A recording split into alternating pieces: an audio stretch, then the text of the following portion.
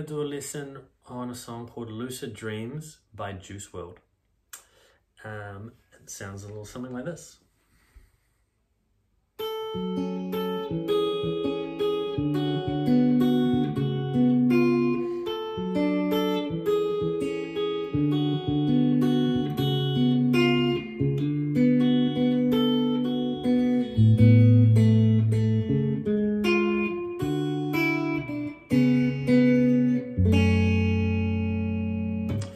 Okay, so as you can see, I'm playing this with a capo on the 2nd fret. This is the easiest way to play it. You could play it without a capo, but it will be harder. So let's get into it. Basically what we're doing is for each bar, we hold down a shape and then you do a picking pattern, which isn't always the same. It's going to change from bar to bar. So for the first bar, I've got my first finger on the 2nd fret of the D string and my 3rd finger on the 3rd fret of the high E string. And when I say the 2nd fret and the 3rd fret, I mean the 2nd fret and 3rd fret from the capo. So on the guitar, it's actually the 4th and 5th fret, but from the capo, it's the 2nd and 3rd fret. And this is how we write things when there's a capo, because if you played it without a capo, then you would play it on the actual 2nd and 3rd fret. And it would still sound right, but it would just sound lower, so you couldn't play along with the song. So to play in the correct key, we need a capo on fret 2. So first finger on the 2nd fret of the D string, 3rd finger on the 3rd fret of the high E string, and then you're going to play the high E string. And I'm playing with my fingers as well, obviously, no pick. High E string, and then the D string, and then the B string, and then the high E string. Right, and then we change our shape. Take your first finger off, move your 3rd finger, or your 2nd finger if you want, but I'm using my 3rd finger, back a fret onto the 2nd fret.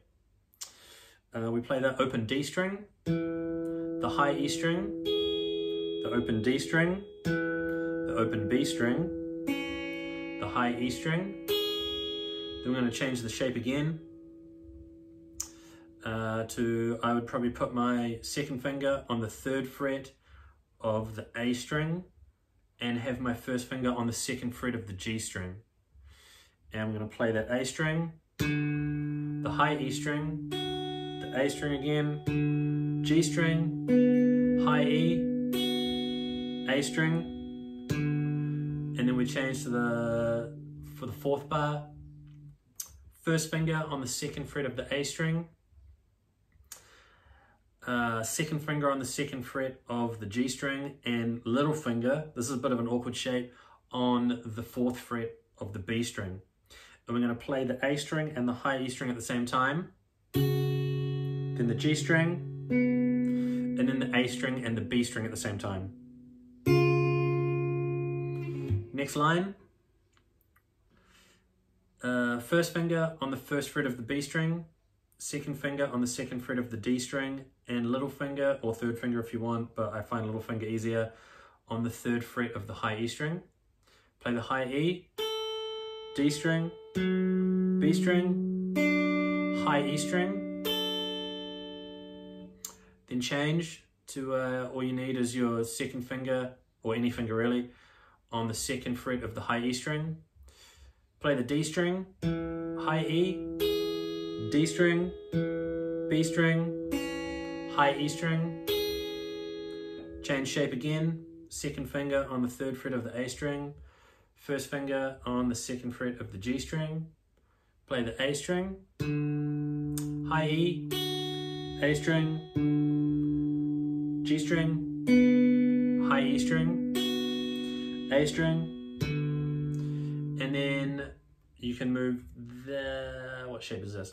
Your 1st finger onto the 2nd fret of the A string, 2nd finger on the 2nd fret of the G string, and little finger on the 4th fret of the B string. So it's like that shape we did before in the 4th bar. Play the A string and the E string at the same time, the A string and the high E. Play the G string, B string. Right, so we're halfway through. And then for the third line, or the 9th bar, we're going to slide from the 2nd fret of the A string to the 3rd fret of the A string. So here, you could use your 3rd finger or you could use your 2nd finger. I'm going to use my 2nd finger. So you put your 2nd finger on the 2nd fret of the A string and slide it to the 3rd fret. Put your 1st finger on and leave it there. Put your 1st finger on the 2nd fret of the G string. Play it. Play the high E string. Play the G string. Then you can put your 3rd finger on the 3rd fret of the high E string. Then take it off and play the open high E string. And then the 2nd fret of the G string, which you should still be holding. Then we're going to change the shape. Put your 2nd finger on the top string on the 3rd fret. And we're going to play it, and put your 1st finger on the 2nd fret of the G string. And you're going to play that top string twice, and the 2nd time play the G string as well. So it'll go like this. Like that. So you play it once, and then you play it again, but this time with the 2nd fret of the G string. And you leave that 2nd finger on, you take your 1st finger off, play that open string twice. Then 2nd finger on the, no, 1st finger on the 2nd fret of the A string. 3rd finger on the 4th fret of the D string and little finger on the 4th fret of the B string. Play the A string, D string, B string. Now we're on to the last line, or the 13th bar.